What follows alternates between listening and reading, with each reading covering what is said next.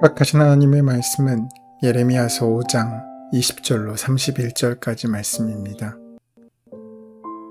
너는 이를 야곱 집에 선포하며 유다에 공포하여 이르기를 어리석고 지각이 없으며 눈이 있어도 보지 못하며 귀가 있어도 듣지 못하는 백성이여 이를 들을지어다.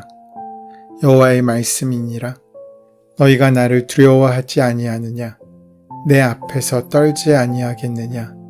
내가 모래를 두어 바다의 한계를 삼되 그것으로 영원한 한계를 삼고 지나치지 못하게 하였으므로 파도가 거세게 이나 그것을 이기지 못하며 뛰노나 그것을 넘지 못하느니라.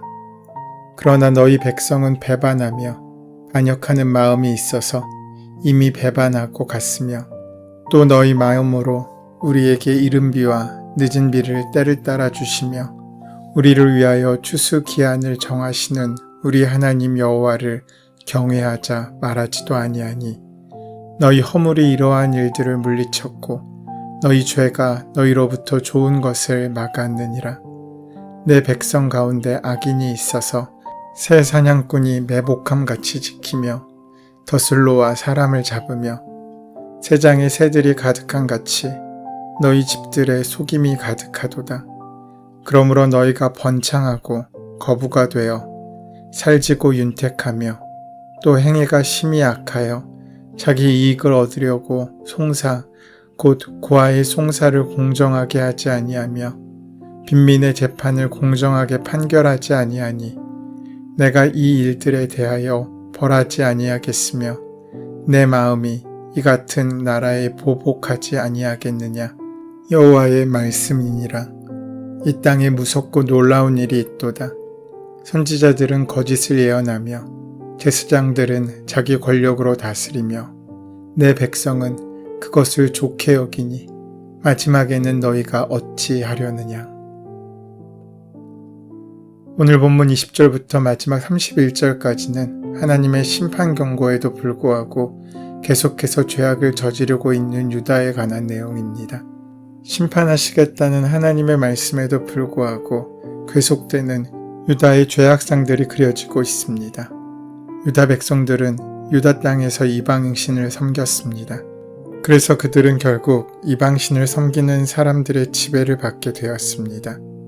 우리가 무엇을 섬기든지 그것의 지배를 받습니다. 세상을 섬기면 세상의 지배를 받고 나를 섬기면 이기심의 지배를 받습니다. 물론 하나님을 섬긴다면 하나님의 지배를 받습니다. 유다가 망하게 되었을지라도 자비하신 하나님께서는 마지막 끈을 놓지 않으시고 완전히 멸망하도록 그들을 내버려 두지 않으신다고 하십니다.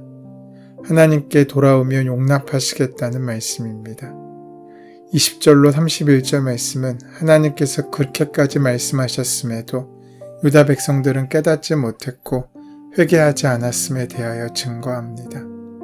바다도 하나님께서 정하신 경계를 넘지 않는데 인간만이 하나님이 정하신 경계를 넘어 하나님을 배반하고 폐역하는 어리석음을 드러내고 있는 것입니다.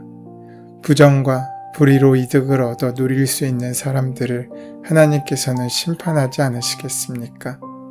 이렇게 유다 사회의 폐역함은 총체적이었습니다. 선지자들은 거짓을 예언했고 제사장들은 그들의 종교 권력을 사용하여 자신의 욕망을 채워나갔고 분별 없는 백성들은 그런 모습들을 좋게 여기고 따르고 있었던 것입니다. 22절에서 24절까지 말씀을 보면 하나님을 두려워하는 사람도 그 앞에서 하나님을 경외하고 하나님의 말씀에 순종하는 사람이 없이 각각 자기의 원하는 대로 자기의 소견에 옳은 대로 행하는 삶을 살고 있었다는 것입니다. 오늘 우리가 사는 시대의 문제도 이와 같습니다. 죄의 심각성에 대해 주목하는 사람이 너무 적다는 사실입니다. 은혜를 은혜로 여기며 죄를 죄로 인식하는 사람을 찾아보기가 너무 어려운 시대입니다. 세상의 모든 문제가 다 내 속에 있다고 생각하지만 나의 무의식은 여전히 그래도 이 정도면 괜찮지 않나 라고 생각합니다. 실제로 우리는 도덕적으로나 법적으로나 많은 죄를 짓지는 않습니다. 그렇다면 나에게 죄가 없습니까? 그렇지 않습니다. 우리는 하루에도 수십 번씩 죄를 짓고 삽니다. 미움이나 시기심, 분노나 인색함, 무관심이나 악의, 초대받지 않은 이런 생각들과 감정들이 불시에 찾아와 내 마음을 지배할 때가 얼마나 많습니까?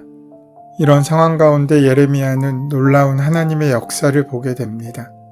그 놀라움은 이미 그에게 일상 같은 풍경을 통해 전해집니다.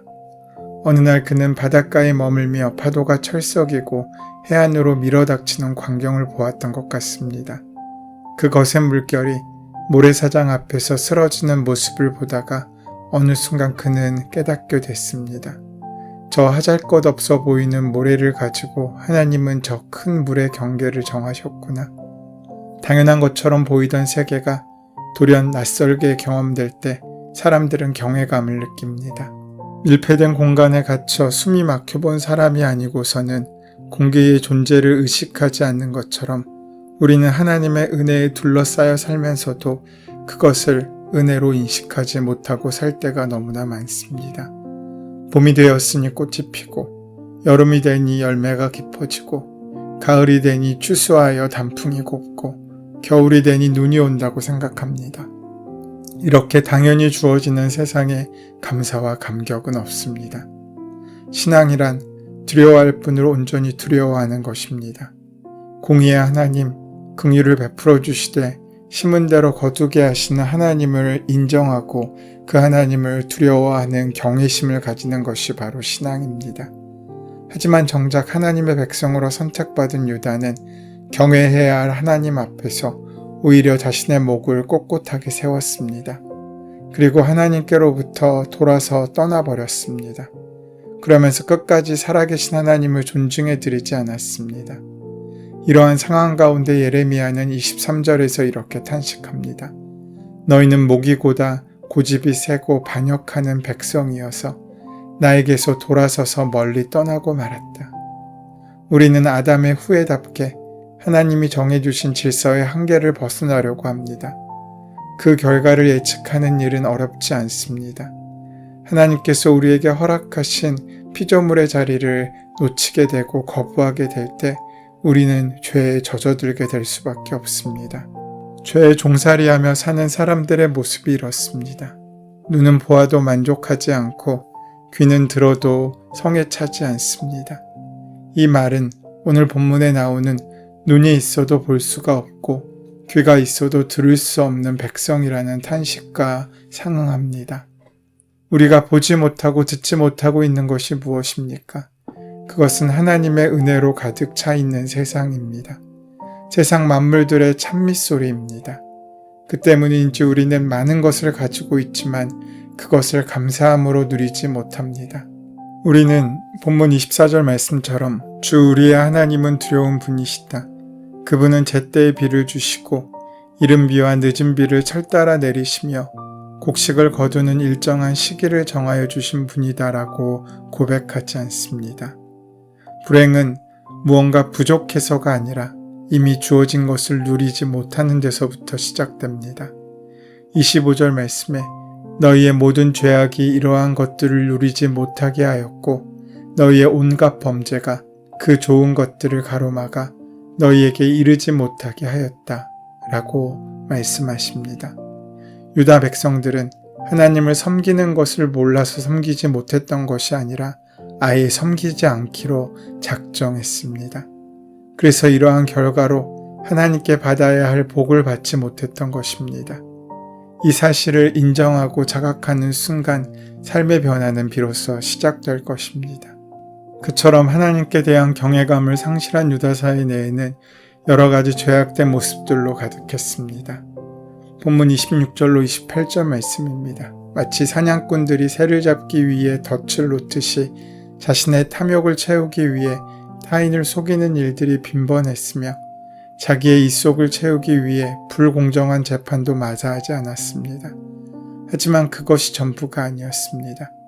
이러한 총체적인 타락의 모습은 그저 옛날 유다의 이야기만이 아니라 스스로 잘났고 똑똑하다고 여기고 살아가는 오늘날 수많은 사람들의 이야기이기도 합니다. 심지어 영적 지도자들도 마찬가지입니다. 정말 총체적인 타락의 모습입니다.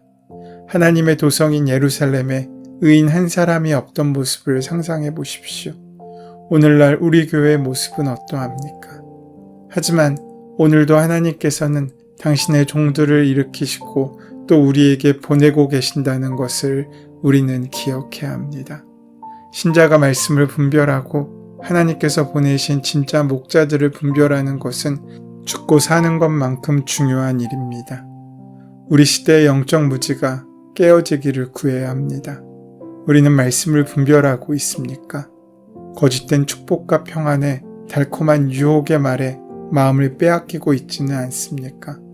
우리는 온전히 분별할 수 있어야 합니다. 오늘 5장은 이렇게 끝을 맺습니다. 30절 31절 말씀에 이 땅에 무섭고 놀라운 일이 있도다. 선지자들은 거짓을 예언하며 제사장들은 자기 권력으로 다스리며 내 백성은 그것을 좋게 여기니 마지막에는 너희가 어찌하려느냐. 유다가 파국으로 가고 있는데 선지자들의 거짓 예언, 제사장들의 종교 권력, 그리고 백성들의 바르지 못한 신앙관이 국가의 멸망을 초래하게 되었다는 것입니다. 모두 하나님을 바르게 섬기지 않으면서도 서로가 모른 척 해주었던 것입니다. 그러하기에 내가 있는 내 자리가 중요합니다. 오늘 내가 바르게 사는 것이 가정과 나라의 패망을 막는 최선의 방법이기 때문입니다. 예레미야 5장을 보면 여호와의 말씀이니라 라는 부분이 7번이나 등장합니다. 백성들, 선지자들, 제사장들이 무슨 말을 해도 모든 것은 하나님의 말씀대로 하나님의 뜻대로 될 것이라는 것을 강조하는 것입니다. 지난 우리의 삶을 돌아봐도 그렇지 않습니까? 우리의 뜻대로 되는 것 같지만 실상은 우리의 뜻대로 되는 것은 아무것도 없고 하나님의 뜻대로 하나님의 말씀대로 진행되어 오고 있지 않습니까? 그렇다면 오늘부터라도 하나님의 말씀에 순종한다면 그것이 바로 우리를 온전히 세우는 길이고 가정을 건강하게 만드는 것이며 나라를 바르게 가꾸어 가는 것이 될 것입니다. 우리 각자가 하나님이 찾으시는 그 한 사람이 될 수 있다는 것입니다. 본문 31절입니다.